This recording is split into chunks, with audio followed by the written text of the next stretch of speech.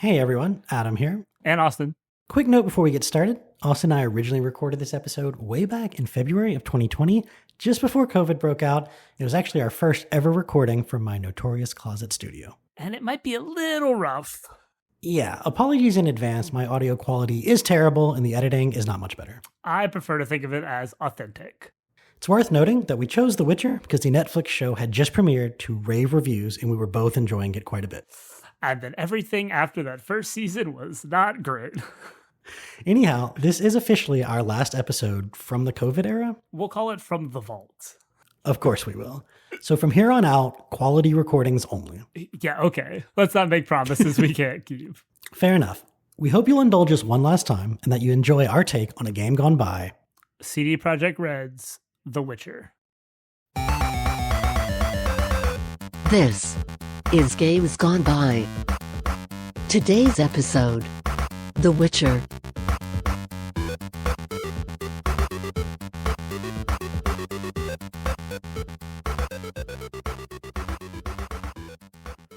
You know, this is where I would say welcome to the first episode of blah, blah, blah, but we don't know what blah, blah, blah is yet, so we'll have to edit that in No too. idea.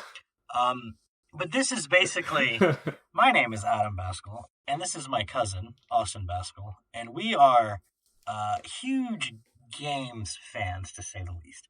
And this is our passion project, our foray into talking about games that we love. And the main focus of this podcast is probably going to be games that came out a while ago, because we'll never be able to keep up with the number that come out and the hype that happens. Do you think that's a fair assessment of where this will end up? There's just way too many new games, is really the problem. Yeah. Both of us have backlogs that go back longer than some people have been alive.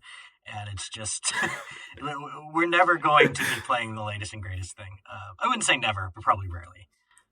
I was about to say, occasionally. Like, we'll probably do, like, Final Fantasy VII. I think we'll both pick that up. Yeah, right? yeah, that could be a good one to kind of keep up with. But for the most part, this is going to be games that are a few years old. And there's two reasons for that. One, we kind of just talked about. But the other, to me, is I feel in this era of gaming, a lot of things kind of slip under the radar, either because there's just not enough time to stick around on one thing, or it never got to the surface to begin with.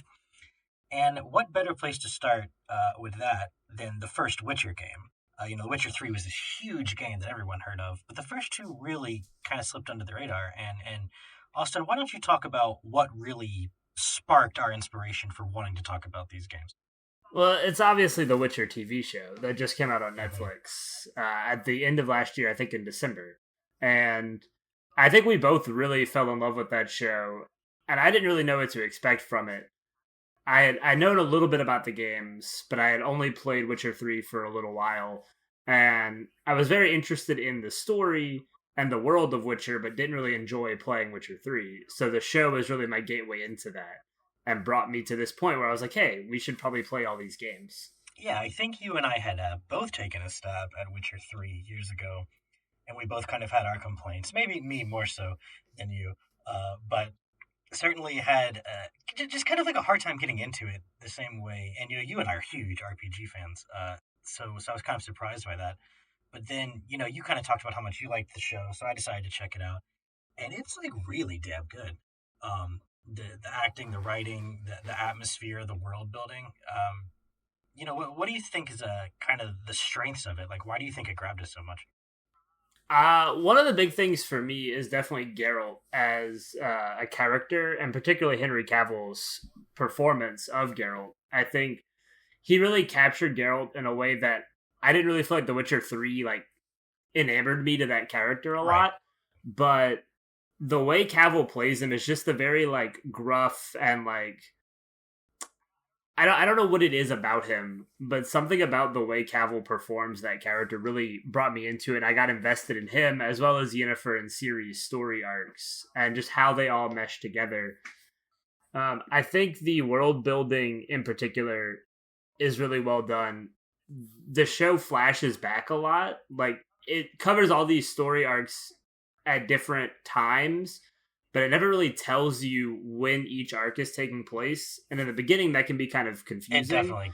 But about midway through the season, though, it's interesting because it never really bothered me once I realized that's what was happening. Midway through the season, it becomes very clear that these story arcs are taking place at a different time in a different order. And once you realize that, it all kind of fell into place for me, and I really liked the way it was introduced. Yeah, I did find it a little confusing at first, but they do a good job kind of halfway through making it more obvious, and they weave all of these different character plot lines back into the main plot. And by the last couple episodes, you're like, okay, yeah, now I definitely get it. With people being like united in the same story that they had existed entirely separate before. Uh, but yeah, I think the bottom line here is that was so well done and made both of us so intrigued by this universe that we said, hey, let's let's play the games.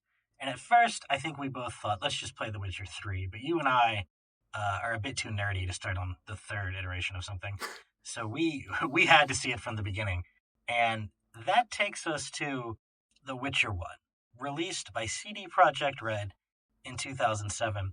Also, before we get too far into The Witcher itself, you and I were looking up what other games came out that year, and man, that was a hell of a year for games. 2007 may be one of the best years of games ever. I mean, just look at this list. The Orange Box, which the only new game out of that was Portal, but Portal's a very big deal. Bioshock, Mass Effect, Crysis, Call of Duty 4, Assassin's Creed, Halo 3, Super Mario Galaxy, Uncharted. Like, what an insane year. So many games came out that year that were just, huge hits, critically acclaimed. And it was really impressive to me looking over this list because I thought there's an element to which Witcher 1 does a lot of things better than these games, but at the same time, there were a lot of things where I was like, maybe this game was just in development too long, because I feel like looking at some of these other games, I'm like, wow, this aspect might have already been a little outdated, and so on and so forth. I think the easiest comparison to make is probably the first Mass Effect game, because the engine that Witcher used is actually an engine created by BioWare, who did Mass Effect, so there's a lot of technical similarities there. And it really just, of all the games that came out, they're two huge, expansive, world-building RPG semi-action games, right? Like it's a mouthful, Right. but you really need a lot of qualifiers to describe exactly what these games are. It's kind of funny because those are really the only two games that we found that were like super direct comparisons like Yeah. that. There's not a lot of RPGs that came out in that year. There's a lot of JRPGs that came out, but none that really go for the same goals as Witcher and Mass Effect. That's definitely true. I'm looking at the rest of this list. There's none of them really have. First off, the dialogue choices, right? That's a huge part of both of these games, and how much impact they have throughout the story definitely kind of varies game to game.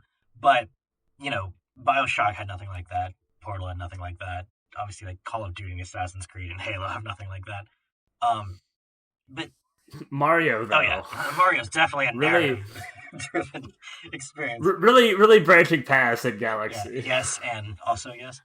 But will you save the princess? But Yeah. and it really seemed like, okay, this was the era of like the FPS, right? Like Crysis, Call of Duty, Halo, Portal, like all of these games were really first person action games. I mean, Portal, not so much action, but first person games. Uncharted and Assassin's Creed are third person, but are very like action oriented. It really was like Mass Effect and The Witcher kind of stand alone in that regard of this era. And they were both. You'll probably get into more of this comparison later, but they were both games that took similar approaches in their sequels. To the detriment of a lot of what made the original games great in some fans' eyes, but I think it's probably fair to say Mass Effect 3 got somewhat of a colder reception than The Witcher 3 did. Yes, definitely so. But Mass Effect 2 got a much higher reception than Witcher 2 That's did, true. I would say. So why don't we go ahead and kind of do an overview of what The Witcher 1 is all about. If you've played The Witcher 3, it doesn't necessarily mean that you know anything about the first game, because both like in tone and story and mechanics, it's a very different game. Yeah, Witcher 1 is definitely a 2007 Yes. game. The story in particular, I will say, I liked it probably more than the third in some ways, in that it stays on point, except for Chapter 4, which we'll get to. But basically, like, you open up at Kaer Morhen, which is kind of the Witcher headquarters where the Witchers go through their training and they're born, or at least this particular school of Witchers, right? This is the School of the Wolf, is what Geralt is in. And he basically this like rogue band of like mages and thieves and brigands break in and they steal these mutagens or mutagens. It's another word I don't know how to pronounce because I've never heard anyone say it out loud. I think it's mutagens. Okay. Maybe we'll go with mutagens. If someone wants to correct us, they are free to do so. But please yeah, do. So Salamandra, which is this organization, they break in, they steal the mutagens, and they run off with them. And the head of the Wolf School is basically like, Geralt, you got to go get these back. Great simple RPG fantasy hook. They stole a thing that gives you power. It's in the wrong hands. Go get them. And that really carries this game through into the final chapter. There are plenty of diversions, and it's a little more complicated than that because you do different investigations. But that's one thing I really liked was that most of the time it's, hey, does this relate to finding Salamandra? Okay, I'm for it. Does it not? Don't have time for this. It's really true. And one of the things that they do really well is those other things that you kind of briefly mentioned, the more complications all kind of tie together. All of your like side quests and other main quests all tie back into ultimately finding Salamandra. And even if it's something as simple as finding a missing Witcher, a character you're introduced at the very beginning to by the name of Berenger has gone missing. You never actually see him. You just know that he's gone. And you're trying to find him for most of the game. And that all kind of ties back into Salamandra. So all of these other like little story arcs that they're giving you all kind of tie back into this main focus of finding these rogue mages called Salamandra. I think that's really cool. Yeah, and, I'm going to be comparing this to Mass Effect a lot. And the first Mass Effect game is one of my all-time favorite games. But I will say, what I think this game does better is really what you were just getting at. In Mass Effect, when you take a side quest, it is truly a side quest. It really has almost nothing to do with the main story there. Which isn't to say it isn't good. Sometimes they're fun. A lot of those side quests are really interesting and exciting. Yeah. But they don't really wrap around they don't tie in the same way. To finding like the Reapers or whatever. In this game, I was really surprised how many of them at first seemed like they were unrelated, but eventually kind of involved a character central to your hunt for Salamandra, or kind of wove its way back around to affecting something and either clearing an obstacle or creating an obstacle in your efforts to find Salamandra. So that was really well done in my opinion. It also kind of goes back to Geralt's personality traits that you're introduced to in this game. Because of dialogue choices and such, you can kind of steer Geralt in a certain way. And because he has amnesia, he doesn't know a lot about his like past and everything. So you can kind of steer his character certain ways. But he still does have some defining personality traits. And a lot of those are, stay on task, stay on mission. He doesn't really care about stuff if it doesn't pertain to what he's trying to do. And so it's really cool to see a lot of that stuff tie together because it makes sense for Geralt to only care about that stuff. Yeah, and then I think part of the Witcher code is basically like you don't do a job for free. And so even the stuff that isn't completely related to Salamandra, he's like, yeah, I'm going to get paid for this, right? And this what I kind of like about this series, and even though it's sort of a frustrating mechanic, you end up having to repair your gear a lot in these games and really like maintain that maintenance. But it kind of makes you realize like, oh, maybe that's why the Witchers need money for everything they do, because between that and like the potions and everything, there's kind of there's like an upkeep to being a Witcher, like a maintenance cost that needs to be maintained. And that's really like why they can't work for free. Like I've never read the books. Maybe that's totally unrelated, but it gave me sort of a in-universe feel for why some of these mechanics exist, and kind of vice versa, like a mechanical feel for why some of these like role-playing reasons existed. Right, and that's always nice to see those elements combine. When the story kind of serves the gameplay and vice versa, it's always nice to see, and I think it does that a lot in Witcher. Yeah, for sure. And going back to Mass Effect, because I'll be doing that constantly, but the the sort of choices you get to make in Mass Effect, I think, have a lot more repercussions than they do in this game throughout the story. Which isn't to say they're necessarily not meaningful, but there's there's a lot there's a lot of small things you can do in Mass Effect that have small changes later, and there's a couple of big things that have big changes later. In this game, there's hardly any small things that have small changes later, and then there's like a couple of big things that have small changes later. You know what I mean? It's Right. like who did you end up picking I of the like sort of three paths in this game? I originally went with the Order early on. Whenever it was just Order versus Scoia'tael, I ended up picking the Order. But then later in Act 4, when you kind of had to make the final choice, I went neutral and chose to stay out of the conflict, which led to some interesting stuff in Act 5, where everyone's trying to kill you. You don't have a side because you're just in the middle, so you have to fight everybody and everybody hates you. And it makes for some tough battles. Like, there's some tough moments there, and I don't really regret it, though, because I think it was an interesting path to take when I was in that moment. I was like, I don't really want to pick either of these sides. I'm not really for either of you, and I think this is a stupid conflict, so I'm going to stay out of it. Yeah, and for those listening who may not know this, basically, you have the Order of the Flaming Rose, which are kind of these religious zealots. They're all humans. They're not, like, inherently pro-human, but, like, with their clashing with the Scoia'tael, which is a group of, like, Elven and Dwarven rebels, they kind of end up becoming kind of like a pro-human organization. And, there's multiple points in the game where you can kind of take one side or the other, some having more consequences than the other. And if you choose to remain neutral, as Austin was just saying, in the fifth act, where there's these huge battles going on in the city that you're exploring, if you picked one side or the other, then that faction's NPCs will be friendly to you. But if you stay neutral, then just everyone in the city wants to kill you. And listening to Austin describe this part of the game was kind of funny to me, because at this point he was already so frustrated with many of the mechanics, and then he was just like, Oh, man, God. literally everything's trying to kill me now.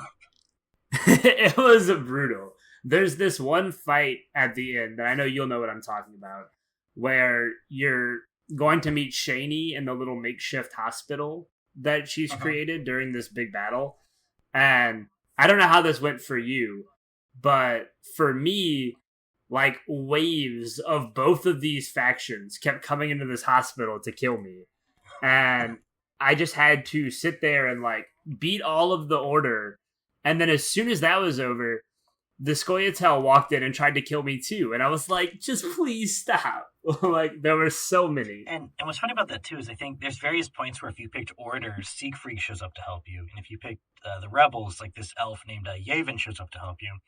Triss is kind of the person who stands in for them if you're neutral, but she doesn't seem to actually show up in all of those spots. So you end up, like, fighting just alone sometimes. Oh, God, yeah. That whole time, I was just fighting by myself. Like, Triss was nowhere to be found. Like, thank you, Triss. Yeah, and the story, more or less, like we said, stays on point. You eventually find out that, like, once you kill Salamandra, it was like, oh, the leader of the Order was really the one, like, pulling the strings. Which is pretty typical fantasy stuff, like, right? The big bad guy turns out to not be the actual big bad guy. Right, it was like, there was another one all along. But the epilogue of that game was actually really awesome to me. I really enjoyed it. You're kind of in this vision of the future in which the Wild Hunt has, like, destroyed this universe, which plays a much bigger role in the third game. I mean, it's called Witcher 3 Wild Hunt. But they're kind of this weird phantom group that brings with it this eternal winter, and you're kind of fighting through that to go kill the new big bad guy. And you either get Triss or Siegfried or Yavin with you doing that, depending on what you picked. Some other characters show up. There's some, like, visions, some odious, like, visions of the future, like some foreboding kind of things. Really well done. I thought it was a good way to close it story-wise. It kind of sets it up for the second one with, like, that cutscene at the very end that happens.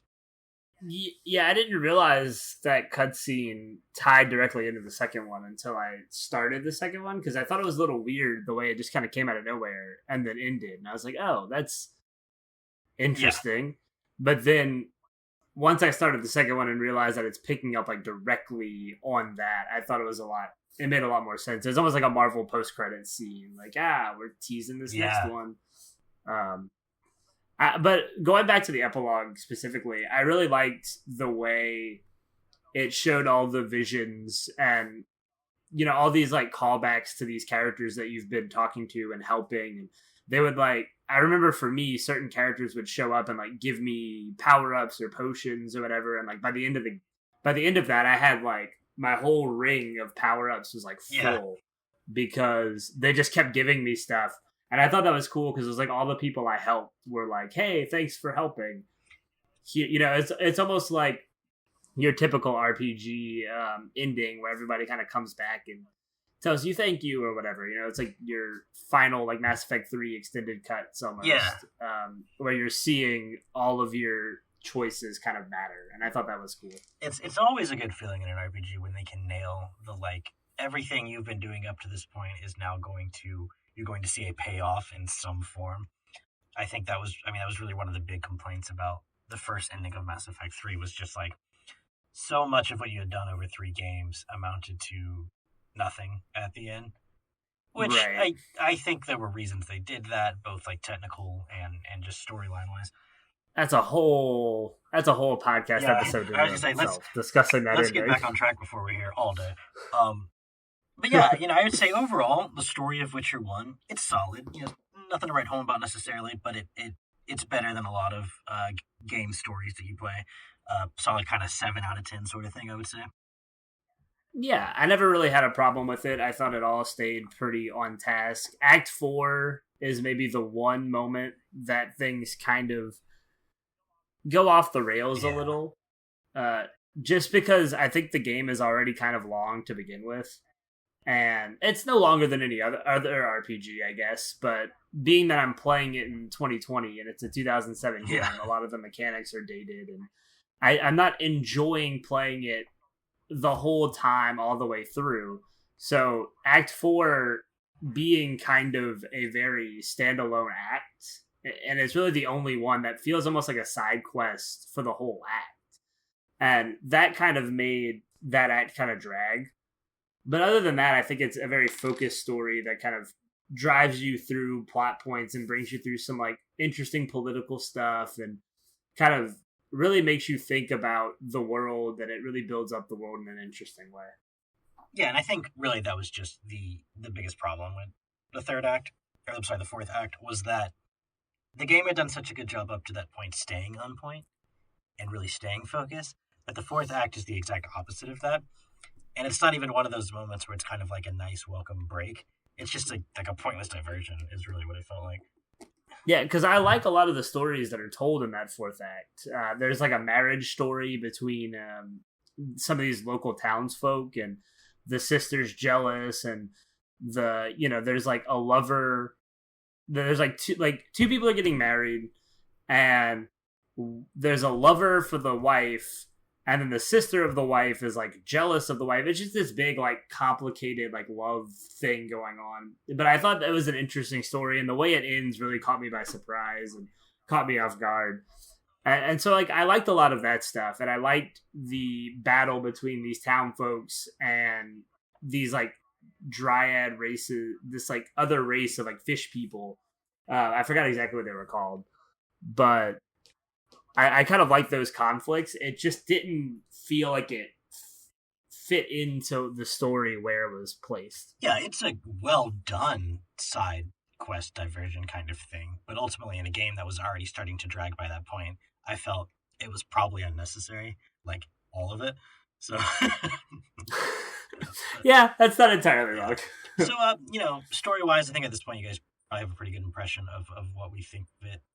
So getting more into the gameplay mechanics, okay. I wouldn't even say like there's a lot to there down is. There. It's not even that they're bad, but they are very 2007, and there were some moments where I was just very frustrated with it and came close to not finishing this game more than once. Did you run into anything like that? Oh God, yeah. Like starting at Act 3, maybe even Act 2. Like God, yeah. Like there were several times where I was like, all right, I'm done. I don't want to play this anymore. And again, it's not to say that it's bad. It's just dated, and playing it now a lot of the times it felt like, oh boy.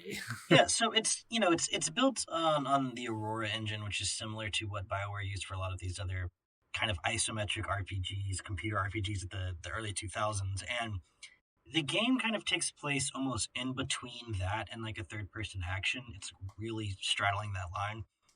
The view is a little zoomed out for the most part. Like I think you can switch it to a third person view, but I found that it was just terrible and didn't work. But like instead of just clicking on something and you auto attacking and casting spells like a Neverwinter Nights or a Baldur's Gate, you switch between three different combat styles. There's like a strong style, a fast style, and then a kind of a group area of effect sort of style.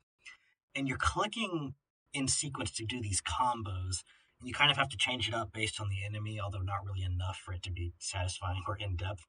And then in between those, you're kind of weaving your 5 magic spells. There's these 5 spells called signs. You basically have a force push, a shield, a fire blast, kind of like a stun, mind control, and then like a trap you lay on the ground that kind of slows things. And sort of the key to the combat is getting in the right position to where you're not being surrounded, which is really hard to do in a game without real dodge and positioning mechanics. Making good use of your spells with your limited stamina meter, and otherwise just spamming the hell out of your sword attacks. Yeah, part of the problem comes in what you said with no real way to dodge. The combat is very much like you have to sit there and take hits, and you're going to take hits, but you don't really have enough health, I find, or the armor systems don't really give you any armor to use to help diminish that damage, so you're constantly chugging potions throughout the game. Potions will give you different boosts, like a swallow potion will give you a vitality regeneration boost. I don't remember what they all do, but I know like one's an endurance boost. Yes, yeah, some just like more sword one will let damage. you see in the dark. Yeah, stuff like that. Different bonuses, different boosts. But you had to get, certain ingredients to use those, and I found I didn't always have those ingredients, and it's just a lot of like mechanics that work together, and when they're all working together correctly, it can be pretty fun, but oftentimes I found they didn't do that. Like the signs, for example, it's bold of you to assume that you're using all 5 of them. Because I think I just used Ard like 90% of the time, which is your force push one. Yeah, I used Axie, which is your mind control one, maybe once or twice, but not enough to matter. I never found that many of them did much besides Ard being completely overpowered. Because Ard would cause a stun, and so the enemy would be frozen in place, and you could do like a finishing move, which would kill them no matter their health.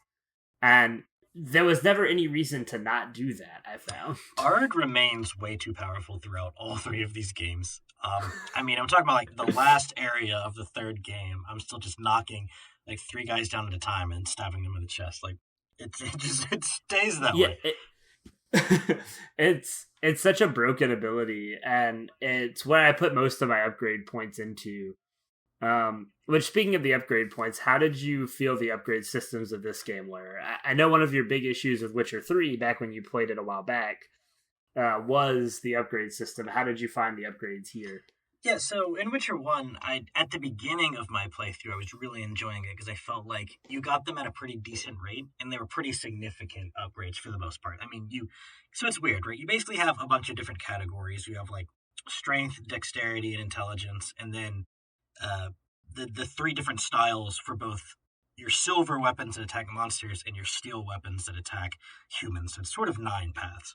And then within each of these paths, you had sort of like a straight line that kind of leveled up 1, 2, 3, 4, and then horizontal lines coming off of that, which kind of further altered those things. So it's kind of up to you, like, did you really just want to get the baseline parts of like strength and strong style, or did you want to get further points in there to kind of more fine tune it, right? And at the beginning, I was really enjoying it because I felt like you can kind of play a hybrid style. You can go in kind of multiple directions at once. You really start to feel the upgrades. But also, toward the end, I started to just have so many points, particularly you get bronze, silver, and gold depending on how high level you are. And it took a while to start getting the gold. And so at some point, you're just like throwing bronze points in anything you can because you've gotten what you actually wanted so long ago. So really, by the end, it no longer kind of felt like I'm building the character I wanted. It was more of I'm getting everything, and it was more of just the order that I got it in. and that's not necessarily a bad thing. But I'm more into systems where you feel like you made a character no one else did, or if you played this again, you could play it in a fundamentally different way. I don't know that that's necessarily the case for Witcher 1. I think you definitely nailed it with the bronze points in particular, because at the end there's one ability I remember specifically that made you like more cognizant when you were drunk and fighting. And I never drank before a fight. Like, I would never be drunk for fights. But I was like, guess I'll throw a point into this thing because I just have these spare bronze points that I'm not using anymore. I feel like that's there because of the one story mission that like forces you to get drunk before you fight it. And if that was like too difficult, they were like, "Oh shit, here's something to make it better." Because like, it's Yeah, exactly. Like, you would never be drunk in a fight for pretty much any reason whatsoever. It just, a lot of those upgrades, like, a lot of them were really useful and helpful, and I found myself picking certain paths. But like you said, towards the end, it's just like, well, I guess I'm going to get one of everything because I have enough points. Except for gold points. I found you got gold points way too late. And I only got like 2 gold points the entire game, I think. And I was a little underleveled because I didn't do a lot of the Witcher contract stuff. But I never really felt like I had gotten to see any of those gold stat stuff. And I know you could get them like through potions, but I never had the materials for the potions. And so it was like the gold felt almost completely useless. Whereas I was picking up stuff in bronze that I would never need. Yeah. So towards the end there, I kind of felt like the balance fell apart on the upgrades. But I agree with you at the beginning. It made a lot of sense and was really fun to progress. Yeah, I think that's a fair assessment. By the end, it really did kind of lose a lot of its luster. I just did appreciate that it was kind of letting me go into different areas and when we do our Witcher 3 podcast, that'll be 3 hours of complaints for a game I still otherwise loved. It'll be an interesting one. It wasn't particularly frustrating toward the beginning, and toward the end, I wouldn't say it was frustrating for me, but it was just a little like, meh. Like, I gained a level, cool. Yeah, it just started to lose its luster.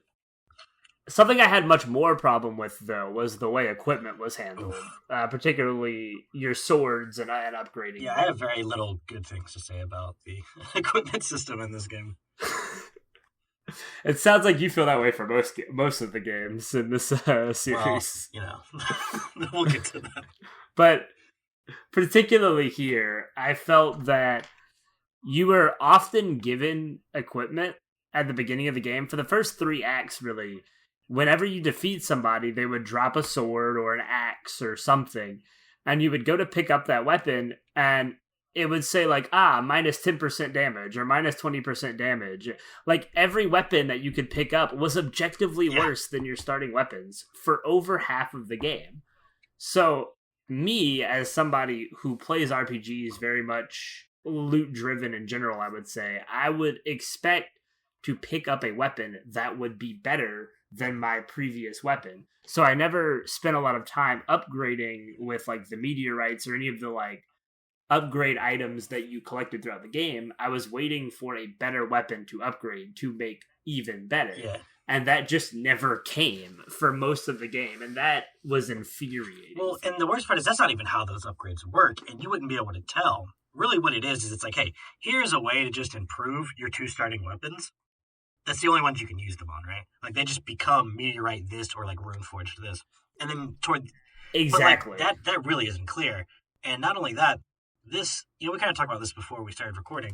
This game has like all the signs and tells of a loot-based game, and then it's just not a fucking loot-based game. Like, it's so weird. It's really awful, honestly, to me, where it feels like I'm constantly managing my inventory and like picking up loot, but like 90% of it is useless, and none of the weapons and none of the upgrades like really matter until late in the game. And I just could not fathom why the game was designed that way. It really seems like a system they didn't get to implement as thoroughly as they wanted to. I mean, toward the end, you get like the best suit of armor in the game. It said like, oh, there's an extra secondary weapon slot. Okay, the secondary weapons in this game don't do anything. You can pick up, it's like, hey, you can pick up an axe, which is supposed to do more damage, or it's supposed to break shields or something like that, but you can't use your Witcher styles for any of the secondary weapons. So immediately you're like, okay, these aren't going to do any damage. I don't know why I'm going to use them. And then on top of that, you can't like upgrade those weapons. You don't get any of your stat bonuses to any of those weapons because half of the bonuses you're getting in damage are from upgrading your strong style and your group style and stuff. So it's like, okay, I can't use this against monsters because it's not silver. I can't use my Witcher styles. I'm not getting any upgrades. Like, why does this exist? I don't think there's any use for them in the game. I think it was something that they started to work toward, never really got around to finishing, and kind of just left in half baked. That would make the most sense because none of it ever seemed useful. And the big thing is not being able to use your Witcher styles. Like that's such a crucial element of the game. Is like if there's a big enemy, you want to use strong style. If there's like an assassin type enemy that you're fighting one-on-one, you want to use your fast style. If you're fighting a group, you're using your group style. If you can't use those styles, it's like taking the fundamentals of the combat away. Why would I ever want to do that? It was weird. It would be like if you were playing Mass Effect as a biotic and you got a gun that was like, can't cast biotics. You'd be like, well, I'm not going to use this. Exactly. It would be completely pointless to ever use. Like, it doesn't even matter how much more damage it does. If I can't use half of my abilities, why would I do it? It was odd, man. And like, I kind of figured out how useless it was early on, so I just stopped worrying about it. But I can definitely see where if you were poor, like I had upgraded my weapons in like the first act, and so hearing that you were just waiting for like 3 acts, I was like, oh, poor kid. Like, oh god, yeah. I mean, I'm in the 4th act, still using my base weapons, and just getting destroyed repeatedly. And then finally, I managed to get I actually bought a better steel sword. Used most of my money to do so, but it was worth it because I finally started to feel like I could do damage again. Yeah. And then got a silver sword, the same silver sword that I'm pretty sure you got, for doing some like peace route in Act 4 instead of just killing people. And those 2 weapons felt significantly better than everything else that I had been using before. But it just took 4 acts to get there. And I think is at the core of the issue is it isn't just that all this crap that drops is useless. It's that all the stuff that drops is useless, and the opportunities to actually get better weapons are incredibly few and far between. I mean, you end up in the last couple of acts being able to get these really good swords from very specific quests. But, like, unless you happen to come across the one corpse in the swamp in, like, Act 2, then you don't have a good silver sword until pretty much Act 4. And then, like, if you don't come across, like, this one cabinet with a decent sword in like Siegfried's house. I mean, it's just they're like randomly placed. It's not obvious. There's not really any traditional or reliable way to get better weapons other than like the meteorite upgrades, but those are kind of limited. And it's just, I don't know. And also not well explained. This part of the game just gets like really frustrating a lot of the time, and it's like easily to me the worst part of this game. I'd agree with that. It's the part that made me want to quit the most because the actual like fighting, the combo system with the sword, like you have to kind of time your attacks to perform combos, and you can kind of increase those with your upgrades. You know, if you upgrade your group style, you can end up doing like a 5 or 6 combo attack by the end of it. And the actual method of doing that, the timed button presses for the combos, was a lot of fun. Like, I found it kind of kept me engaged, and it's just managing all of your inventory and stuff around it was really frustrating. And it made certain fights really difficult that I just didn't want to fight through. And there was no way to change difficulty or anything. So you were just stuck, like, trying down some potions and hope you can get through it this time. Yeah, and that's... You know, when you start the game, you're picking a difficulty setting, and it basically tells you, like, on normal, like, alchemy's helpful, but it's not required. Well, there were some fights where I felt like, no, I don't know, man. If I didn't have, like, 3 potions on right now, I'm not getting through this boss fight, particularly that big right, spider. Like, it's feeling pretty required. Yeah. If I wasn't using Swallow in pretty much every major fight, then I was dying. And part of that could be because I just had bad weapons, but I felt like the game didn't really give me an opportunity to get better weapons. So I don't know how much of that is really my fault. And the second 2 games give you a more reliable way to like avoid damage, which is a huge plus. Because in this one, there's this thing you can kind of do where if you double click on the other side of an enemy, he'll kind of jump over them. But I found it pretty unreliable. Like, it didn't always seem to work. And there would be these fights where I got absolutely destroyed in 5 seconds. And then I would reload it and manage to get the flip over dodge and reposition myself, and I would destroy everything else without taking hardly any damage. Like it became a lot of these fights would hinge on this really kind of gimmicky, unreliable dodge mechanic that I could only get to work about half the time I wanted it to. And if I couldn't get it to work, I was probably going to end up reloading that fight. That dodge mechanic was really bad. It's a very 2007 dodge mechanic. It's comparable in a lot of ways to Mass Effect's like cover system in the first one, where like I felt like you never really snapped to cover very well. You always had to like crouch down, and it just didn't. It never seemed to work quite right. Yeah. That's how I feel about the dodge here. Like it never works quite right. You're always having to just hope you nail it. So many things in this game kind of hit that like, this seems to be about 85% of what they really wanted it to be, and they could never quite flesh it out. And I wonder if that's just constraints of time or constraints of like tech, like they just couldn't do it. Why exactly that happened, but you're right. It feels like so many things are just there. They're almost right, but they missed the mark by just a little bit. Yeah, and this is something that I think with each iteration of The Witcher, I was really seeing their improvements, particularly thinking about when these games came out. Because, like, 2007, I mean, that's like the Xbox 360, PS3 era, right? Yeah, like the very early years of the 360. Yeah, so they haven't fully realized how to use some of these consoles, right? Which I think this was a PC-only game, Witcher 1. But the same kind of thing where it's just like, they've made so many changes to this Aurora engine to try to get it to do what they want to do. They've had to completely rewrite certain components of it. It's really kind of cobbled together. You can sort of tell. I think what they're able to do with it in some areas is actually impressive, given all that. It's an okay looking game. Like, it's certainly not ugly, but there's not really a ton of color variety.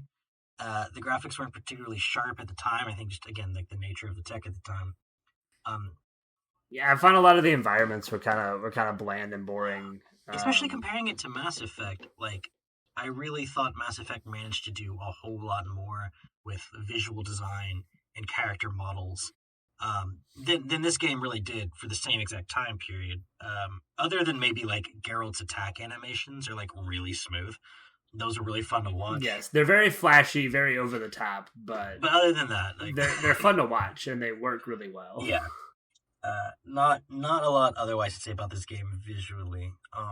It's also not really like, it's kind of hub based. It's not really open world, and they don't even really do a great job as far as of course you can't like go to this area, but you can kind of see something cool beyond the borders. Like, yeah, I don't know, just more of the same forest and like not a very detailed sky, and it never, like, the world never felt all that interesting to explore. Yeah. Whereas like with Mass Effect, every planet you landed on felt very distinct and different. You know, Novaria is a very different planet than I can't actually remember all the planet names right now, but like the lava planet that you meet Liara on. Like, those planets were so different. Every area in this game kind of feels the same. It really does. It's like, oh, a gray swamp versus a gray city. Okay. Also, man, thank God I was playing this game in 2020 and 2019, though, because every time you enter a building, there's a load. And I get it, the tech at the time. But, like, if I had to sit through the loading screens on, like, a normal hard drive back with, like, a 2007 processor, I don't think I'd have finished this game. Oh, God. I really don't. Yeah, almost definitely no, because there is a lot of load. There's a lot of backtracking in the game, too. So God. It forces you to load often, because you're often going back to areas. Like, certain quests felt like they could be streamlined a lot, whereas often you're just going back and forth talking to the same like 3 people, and you just have to keep walking back and forth, and it's just draining. Like, you know that like one trope that occurs in sitcoms where there's basically this big dispute that could be solved with like a 5-second conversation if the characters just fucking talk to each other? Like, that is what so many of the quests in this, I wouldn't say so many, but more than one of the quests in this game felt like, because it was basically just like, I have a problem with this person. Geralt, go tell him this. And you walk your ass all the way across town, no fast travel, no shortcuts. Carol, tell them I said this. And it's like, can you two just fucking talk to each other? Save me a lot of time.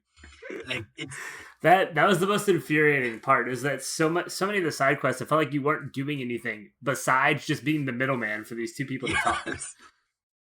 And the stories surrounding that weren't even necessarily bad. Like, I think in particular I'm thinking of that captain of the guard who's actually a werewolf and is involved with that prostitute that runs the brothel. Oh, that was yes, actually yeah, a yeah. really touching kind of like love story and about like identity and societal expectations and stuff. But actually having to play it out the way you did, I was like, God, I hope you both die and never find love.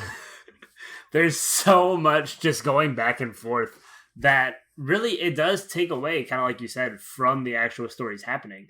Because the overall writing, voice acting, all of that stuff is really strong in the game. I'd say 95% of the time. It's just the actual mechanics of going back and forth and having to backtrack and having no fast travel. All of these things kind of pull away from that and really doesn't let it shine as much as it probably should. It's one of these things where, like, I'm glad I played the game. I really enjoyed the experience, but it would be really hard for me to recommend it to someone that isn't just like as over the top enthusiastic about games and RPGs as I am. Like, and I mean, I'm talking about even friends I have that play a lot of games. They just don't like these kinds enough for me to be like, oh yeah, I recommend The Witcher one, and be like, I don't know, man. Read the wiki, and like, I I actually had a friend ask me if he should play Witcher 1, and I was like, ugh, just go to 2. yeah. Like, I just don't think it's worth the time investment for what the game is. It's fun, and I wouldn't say I regret playing it, but I can't necessarily recommend putting the 40 hours or so that it takes to beat this game whenever you could put that 40 hours into Witcher 2 or, you know, a fourth of The Witcher 3.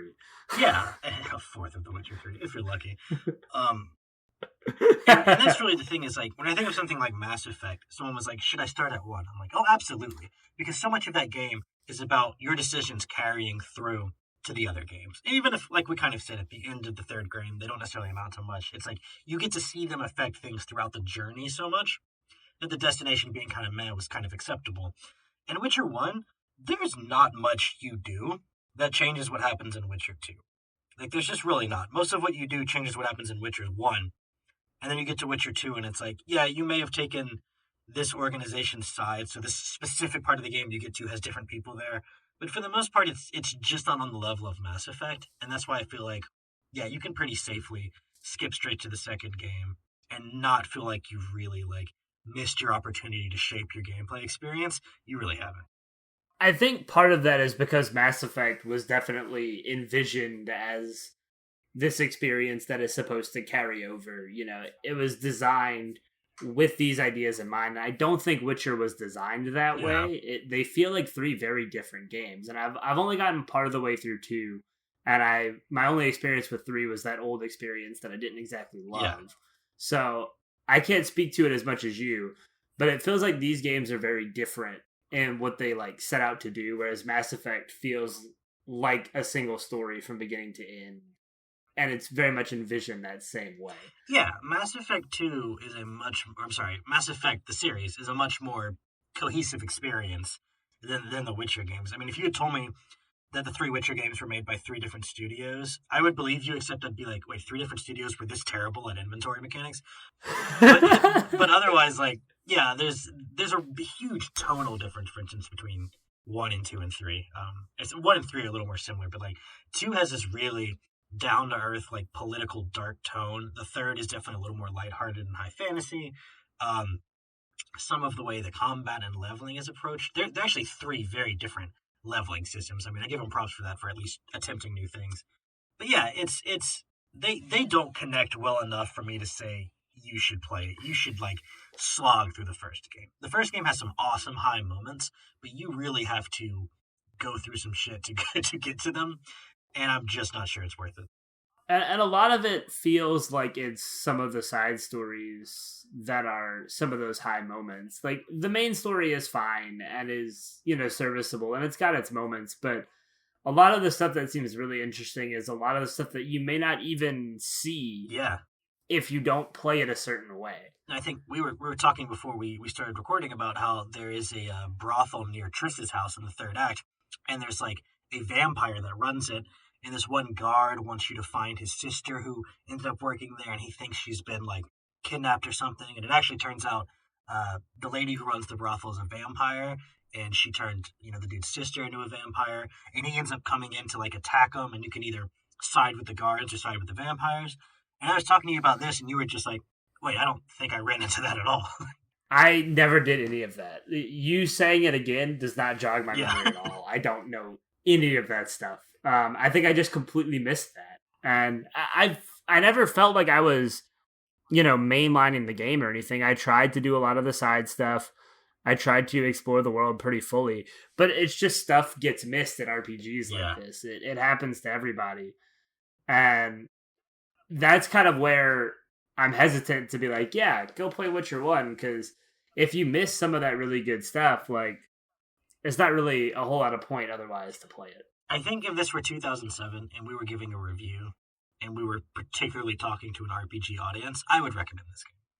But just given how much games have changed since then, how much better games of this type have become, and just how many more other games there are to pick from than 13 years ago, I would say, like, unless you're just incredibly curious about the Witcher story, which, like, you and I were, that's why we started to play this, but unless you feel that passionate about understanding the universe and seeing the origins of some of these characters and backstories, you may just want to kind of read over, watch some YouTube videos, and give this one a pass. I would agree with that. I think one of the coolest things for me coming into Witcher 1 was honestly talking about how the show is what inspired me to pick it up in the first place, and seeing some of those moments from the show almost directly translate, like with the Striga, with Princess Ada and the Striga. Like, seeing some of those moments almost directly translate into the game was really cool. And seeing a lot of, like, the show stuff, being able to reflect on what I knew from the lore based on the show, was cool to see how it compared in the game. But unless you, like you said, feel really passionate about seeing this series through the whole way, I can't say I'd recommend it. You bring up a good point with it's like the opening cutscene to the game is basically like the fifth or sixth episode of the show. It's like where he takes the curse off of this king's daughter, and she's like a Striga, which is this monster that forms when like a kid is like abandoned in the womb or something. I forget exactly how that plays out. But there are some shots, particularly when like the traitor dude is tied to the bedpost, that are like shot for shot from the show. So like the person who directed that episode definitely saw the opening sequence of Witcher 1 and took inspiration from a couple parts of it. And I thought, and that was a really satisfying moment to see. I just don't know if there's enough of them to to kind of recommend trying to find those. I would say no. For me personally, this is one that I would say probably skip and just hop to the second one if you're interested in Witcher. If you're really interested in Witcher, then, you can give it a shot, but there's not enough there for me to be like, yeah, this is a must play. You'd be better off reading the books if you're like super interested in it. Kind of reading over the inconsistencies between like book and show and game. The game just does like its own fucking thing sometimes with almost no rhyme or reason. And there are some moments where you're like, oh, I remember that from the show, but none of it really lines up time wise. I mean, I kind of felt like I knew what was going on in the show, and then when I tried ever to think about it in comparison to the game, I was like, there's just no comparing them. The timelines, I don't think add up at all. No, characters are completely replaced and like changed. Like Yennefer and Ciri are nowhere to be found in the entirety of Witcher 1. And those are two super important characters in the Witcher show, and they're just not here at all. They're like replaced, and Triss is basically functioning as Yennefer, but she's also a character in the show. So it's just like these things don't really mesh. So it's definitely not a 1-for-1 comparison or anything, but it is cool to see the moments. It's not a bad game, right? Like, I think if I came across this in 2007, I would have really enjoyed it. And when I first picked it up a couple months ago, I thought to myself, wow, I feel like this would have been ahead of its time for 2007, until we looked at the list of games that came out in 2007. And I thought, okay, it doesn't Yeah, have the atmosphere of BioShock. It doesn't quite have the companion characters and world design of Mass Effect. It doesn't have the graphics and fluidity of an Assassin's Creed. It doesn't have like the high stake moments of like Halo 3 and God of War 2 and Call of Duty. It's a decent game. It's just I'm looking at that list and I was like, God, if I had to play any game that came out in 2000 right now or 2007, I'm picking any one of those before I pick The Witcher. I agree. There's not much on this list that we had kind of mentioned at the beginning that I wouldn't play before I played Witcher again. But that being said, it's not a terrible game. It's not a terrible time. It's just not one that I would take over a lot of other experiences from '07, and definitely not over new, more modern day experiences. Yeah, and I think if you're really into video games and kind of the design of them and the history of them, it is a really cool case study to see how a studio builds on something. Because when you play through these three games, you can really see how they learn how to like improve various aspects and take a step forward most of the time. Um, about all these different mechanics. I would definitely argue there's a couple step backs here and there in the series. When we get to Witcher 2, we'll talk about how stupid Dice Poker is in Witcher 2 for no reason whatsoever. They were just like, Oh how god, can we make this worse? I've only played Dice Poker in Witcher 2 once, and it was awful. And so there are some things where they kind of take a step back. But as someone that's always been like really interested in how games are designed and kind of like the history of them and how they come through in different eras and the different feels of different genres, it was super cool to experience this. But it's just like, if you're just trying to pick up a game and have fun with it, don't make it this one. I agree. I think it'll be really cool for the purposes of this podcast that Yeah. we're doing to go through each game and kind of compare them all and see how they change and how they grow and the differences that come with the years of improvement that CD Projekt Red had and the game industry as a whole had. I think it'll be very interesting to, compare all those things. Witcher 2, what year did that come out? Do we I think it know? was 2012. So that would be the same year as Mass Effect 2, Yeah. right? That came out, or no, Mass Effect 2 came out in 10 or It might have 11. come out in 2010. This would have been the kind of stuff that the podcast host would have looked up ahead of time, but we're Yeah, we're you know, fucking listen. scrubs. So Yeah, you're right. Mass Effect 2 is 10, and then Mass Effect 3 is 13.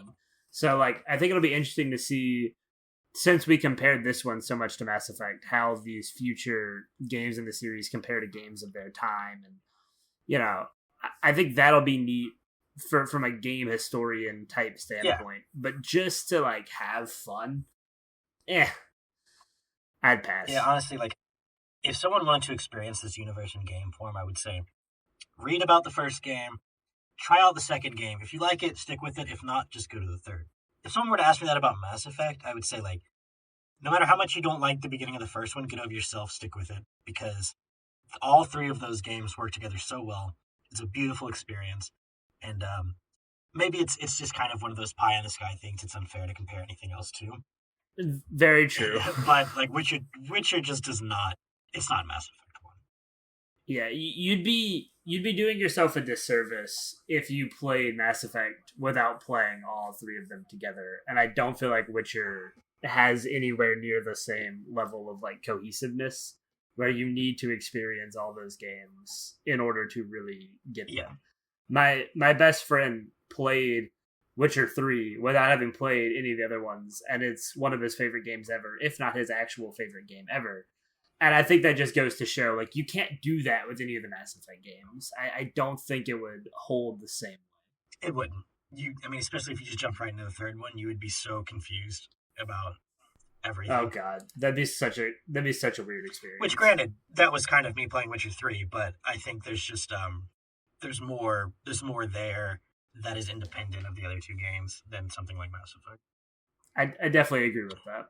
So I guess ultimately that's our verdict here. Is it's a neat experience if you're really into it, check it out. But it's hard to recommend it to most people.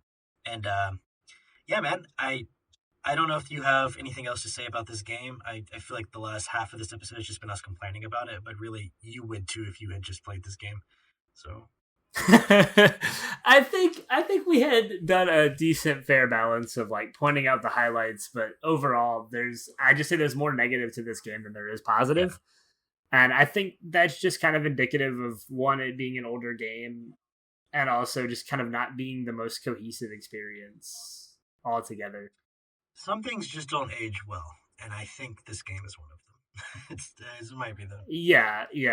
Especially compared to all the other games that came out this same year. I'd rather play pretty much any of those games besides Witcher. Yeah, especially Ben 10 and Avatar Last Airbender, right? Those were the... Oh god. That Last Airbender game is abysmal. It's not the worst game of 2007, Witcher 1. We can safely say that. Yeah, for sure. All right, well, at this point, there will probably be some heavy editing here because I do not know how to close this show. I might have some kind of like signing off for blah, blah, blah. But signing off for the Games Gone By podcast, my name's Adam. And I'm Austin. And we'll see you guys next time.